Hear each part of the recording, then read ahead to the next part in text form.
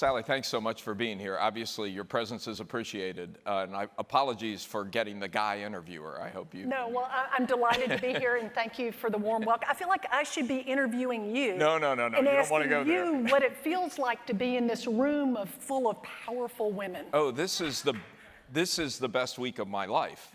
This is why I took the job. I love these events. It's a great group. So we want to talk about, Mahal talked about your 10 days as Attorney General. Has there ever been an Attorney General for 10 days? Well, I was just acting Attorney General. Yeah. We packed a lot into those 10 days. Sort of in dog years, I think it was a lot longer than 10 days. But before we go into that, just a little bit, I mean, prior to that, I know a little bit about your career. You were not a particularly political person. No, I had been with the Department of Justice for over 20 years before I had a political appointment from President Obama, first to serve as U.S. Attorney in Atlanta.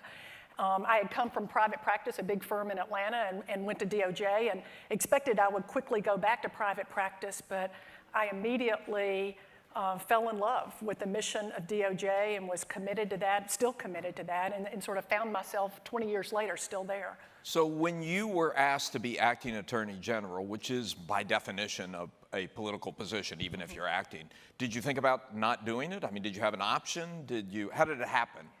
Well, I was the Deputy Attorney General prior to that, the number 2 position in the Department of Justice. And it's the long-standing tradition that the Deputy Attorney General serves as the acting Attorney General in a transition between administrations. And it's important in all of our agencies for there to be a smooth transition, but nowhere is that more important than at the Department of Justice, given that we were charged with national security and public safety.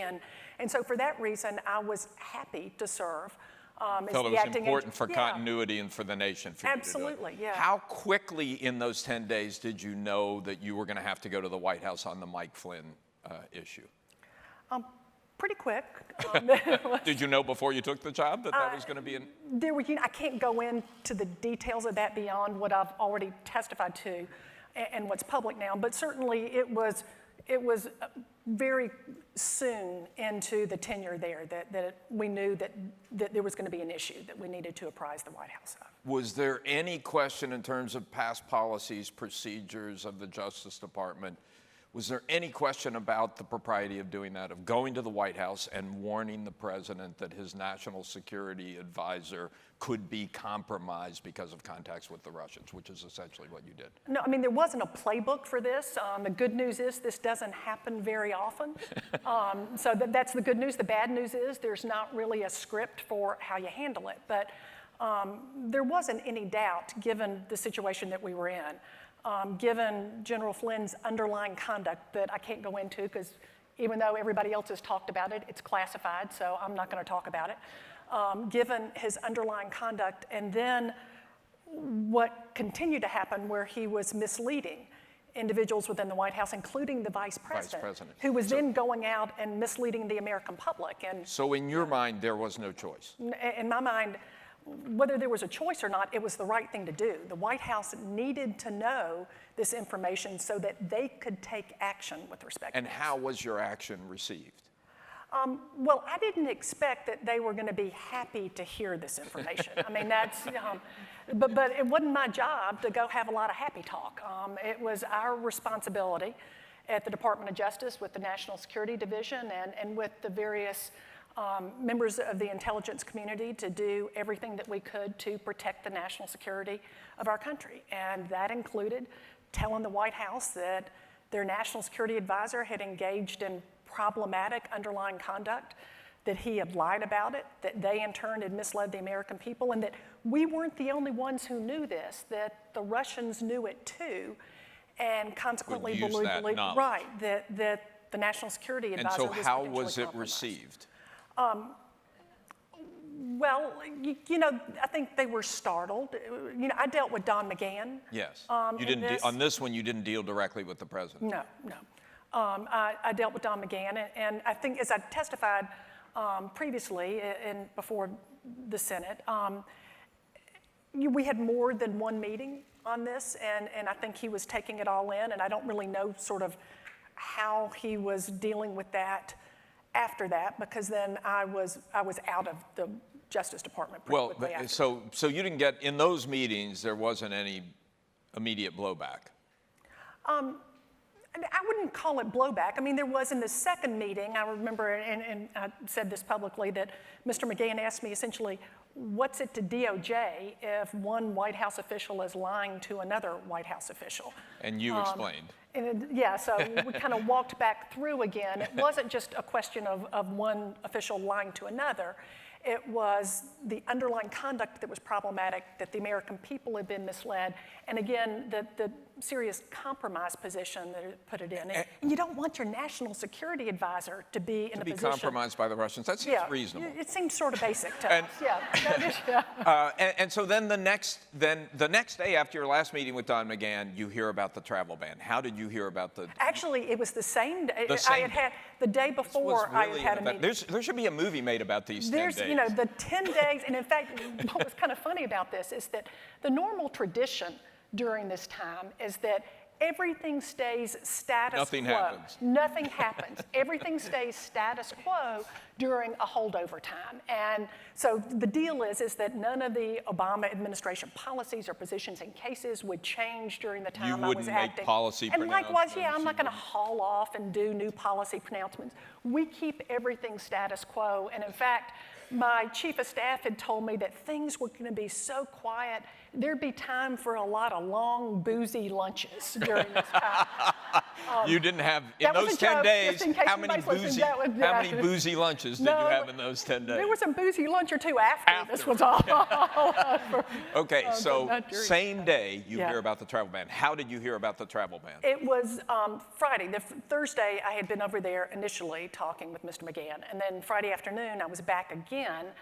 And it was late in the afternoon, and I was going back to Atlanta because my husband was going to be receiving an award in an event on Saturday night.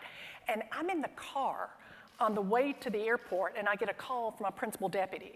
I was able to keep one assistant with me. Hey, did you know? Was it one of those calls? Did you know about this? He said, you know, after you left, I mean, it's kind of like the cat's away, so now he starts catching up on news and that stuff. He said, I went on the New York Times website, and I just read that President Trump has initiated some sort of travel ban directed at 6 Muslim-majority countries. I mean, we hadn't heard anything normal course of things, the Attorney General would probably be apprised of a decision like this before it's made public. Well, normal course of things, the Attorney General would have an opportunity to have input. To say, don't do this. Into a decision like this. And the main reason being that the Department of Justice is charged then with defending this. And in fact, we had to have lawyers in court the very next morning, Saturday morning, because there were people who were literally midair when the travel ban was signed that then could not come into the country. Because, you know, I know we've been through several iterations. This was travel ban 1 that I made my decision on that actually applied to green card holders, LPRs, lawful permanent residents, and to valid visa holders. And they were then being turned away. So, okay, so this is a critical moment in the 10 days because this had happened, you hadn't been advised, you clearly didn't approve of it. Do you want to say why you didn't approve of it? Well, yeah, I mean, this was something from late Friday afternoon through to Monday. You know, we're trying to get our arms around what it is. What it is, you know, what they were trying to accomplish, what the parameters were. We're looking at legal challenges. Long story short, because I know you've got other panels you need to get to here, called everybody in from the department, the Trump appointees, and the career people to talk through how we would defend this. Both from a lawfulness standpoint, whether it was consistent with the Immigration and Nationality Act, and from a constitutionality standpoint. And I can't go through the internal discussions at DOJ, I'm sure you understand that, but I was not convinced at the end of this discussion that it was, in fact, lawful or constitutional. So critical moment, because at that point, you do have a choice. The administration has done something that you cannot, in good faith, support, and you weren't given the opportunity to make that clear in advance. Right. There are 2 things you can do. One is, I'm out of here, I can't do this anymore, I can't do my job as the president's acting attorney general. Or 2, what you did do, which is say, we're not going to do it. How did you make that decision?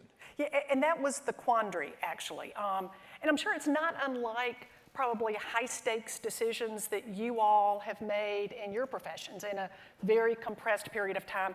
You don't do it just in those hours or couple of days that you have. You're drawing on your experiences and judgments from the prior 20 years that I've been at DOJ. But sort of bottom line, here's what it came down to. One option was, yeah, you're right. I could say, I'm out of here. You guys figure this out.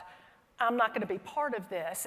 And I felt like that would have protected my personal integrity, but it would not have protected the integrity of the Department of Justice, because for us to advance a defense in this case, it would have required the Department of Justice to argue that religion had absolutely nothing to do with the travel ban, and that was something that I did not believe to be grounded in truth. And so it felt like that would be the easy way out. And I actually thought back to my confirmation hearing when, there were several senators that were asking me, if the president asks you to do something that's unlawful or unconstitutional, will you say no? They didn't ask me, will you resign? They said, will you say no? So sort of, bottom line, I felt like I needed to do my job, and doing my job in this instance meant saying no. And thus ended the 10 days. Yes, yeah. And so... and look, can I say one thing? Yes. I understand reasonable people may have different views of this. There can be folks out there that have a different view of the law, and I respect that, or people who might say, she really should have resigned instead of directing, and I respect that too. But I think we all know, I was sitting in the chair at that moment and had to make the decision I thought was the right one. Talk about the aftermath, because there are obviously bad things that happened. You were called a political hack. I'm sure the social media explosion was really nasty and unpleasant. On the other hand, you walk into a room of women like this and they all stand up and applaud for you. Yeah. So good things, bad things. How did you process that? Well, when you're in the swirl of the events as they're going on, it's sort of hard. You don't really forecast what the ripple effects completely are going to be as it relates to that. I mean, certainly I knew that this was a consequential decision, but never expected the kind of reaction. And as I said, there's certainly been some people who are critical, and I respect those views, but what's been really humbling is, the folks that have been, letters that I've gotten from young women around the country. One letter I got from a young couple, who had taken their little 2-year-old son to the airport in the midst of Travel Ban 1 to meet people who were then coming off the plane, wow, holding up a sign that said, "Refugees welcome," because they said they wanted their son and the people who were coming to our country to know who we are and what we stand for. I mean, when you see that, and you see people who were volunteering to represent people, in these days following that, those are folks that are really doing humbling work. Sally, you said you weren't political before this experience. I know some of those letters since the experience have urged you to become political and to make a run for office. Yeah. Is that something that you would consider? No, look, I believe in public service. I wouldn't have stayed at DOJ as long as I did if I didn't believe in that. And hopefully someday I might have an opportunity for some type of public service again. But I got to tell you, sort of running for office is just not anything that I have ever felt. Doesn't sound like fun. Yeah. Well, thank you very much for being here with us today. Another round of applause, please. Thank you.